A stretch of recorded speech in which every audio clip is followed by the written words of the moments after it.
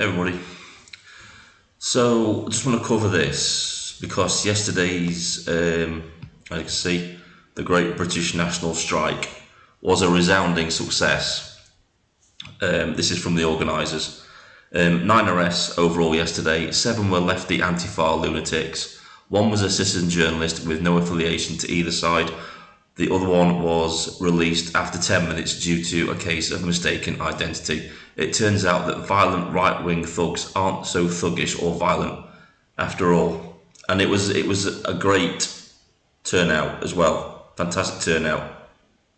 Not so great in some places like Bristol, but like I said in the video yesterday, that's understandable because Bristol is a very left-leaning town and people will be dissuaded from going out because they fear reprisals from lefties. As you can see, it was the lefties yesterday, the lefty Antifa that were being the violent ones, not the British patriots at all.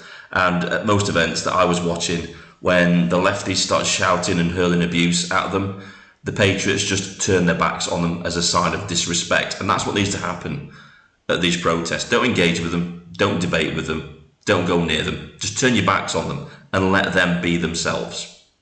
That's the thing that you need to take away from this. We're trying to win hearts and minds with this, and the way we do that is we be peaceful, we be civilized, and we just stand there and just state our causes peacefully.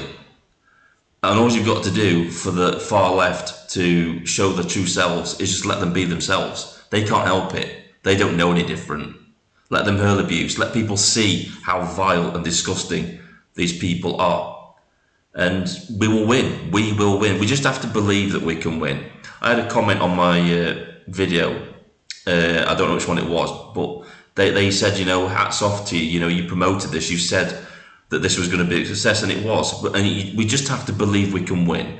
Because if we can believe we can win, then we will win. It's as simple as that. And this was just the first step in waking people up, in showing the public that there is something wrong in this country and that it's okay to go out and protest. It's your right, it's been fought for. People have died for your right to protest. And just because the government is illegally arresting people and putting them in prison shouldn't dissuade anybody from going out there and peacefully protesting their distaste for this authoritarian Starmer regime. Overwhelming success yesterday. Brilliant. This is what needs to happen. The lefties were reduced in number because they couldn't focus all their numbers in one place. They were divided. People saw yesterday that they were at these protests, there was just a handful of them. There weren't the vast numbers that you would see down in London if you just had one singular protest. And this is what needs to happen. This is what the United the Kingdom protest organisers need to take in consideration. This is what needs to happen. Something like this. Divide the far left's numbers and they're no problem. They're just no problem. They can't focus all their numbers at you, and this is the way to go. This is tactical. This was done tactically to divide them, and it just showed them for what they were. They're the violent ones. They're the ones that cause trouble, not the patriots, but we're just there to peacefully protest what we think is happening in this country and our dislike for it, and the fact that we don't want Keir Starmer as Prime Minister, and the fact that he should resign and step down because he's not the leader of this country once. He has no mandate, and as was proven, people were chanting, get Starmer out, get Starmer out, and that was great. And this is a message to all those political parties out there, up and coming political parties. Nobody from Reform went and joined any of these street protests like they did with the farmers. On another note, before I go into that, the farmers came out in support of the people at the Great British National Strike as well. They were there. Nobody from Reform turned up. No mention of this by Nigel Farage, Richard Tice, Lee Anderson, or anything like that. The party that claims that it's fighting for the British people and to get this country back, yet refuses to support the people on the ground. They're actually getting off their arses and standing up and being counted to fight for this country. This is about all the political parties, up and coming ones as well. This is to Ben Habib, this is to Rupert Lowe. You need to support these people. You need to get behind them because they're not stupid. They have long memories. They will remember who supported them and who got behind them and who stood there with them through their struggle. Nick Cantoni was down in London. He gave his support to the London protest, and he was visible. He was like, yeah, this is what needs to happen. We need to get this off the ground and happening all over the place. It's a smart move. I think there are some political commentators out there, because I got some criticism for pushing this particular protest, saying that they disagreed with it. And I think some political people out there that are affiliated with certain parties just want it to be them that save the country. They want to be the ones organising the protests that get us out of this, and that's just a narrow-minded way of viewing things. You are, as political, you have to get behind everybody that is standing up.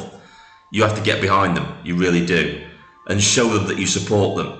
This is about uniting everybody together to come and fight the common enemy. This isn't about egos or taking credit or thinking, well, I didn't organise it, so I'm not going to support it. That's bullshit. That's old thinking. And I agree with Dino Bain on this one. I'm starting to come around to his way of thinking when we need to get out of this mentality of voting for parties. I think eventually it's going to be phased out. The turnout for elections, general elections, local elections, is declining. People are starting to see that the system doesn't work for them anymore, and that the idea of the political party just doesn't work anymore.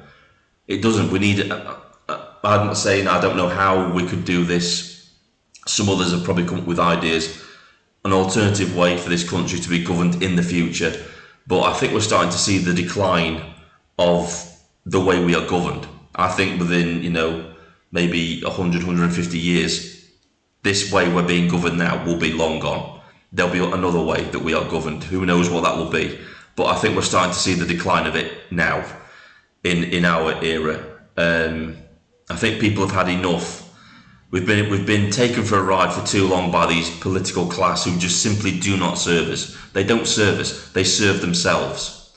And this system was brought into effect to take us out of a system of serfdom where we were subservient to a group of lords.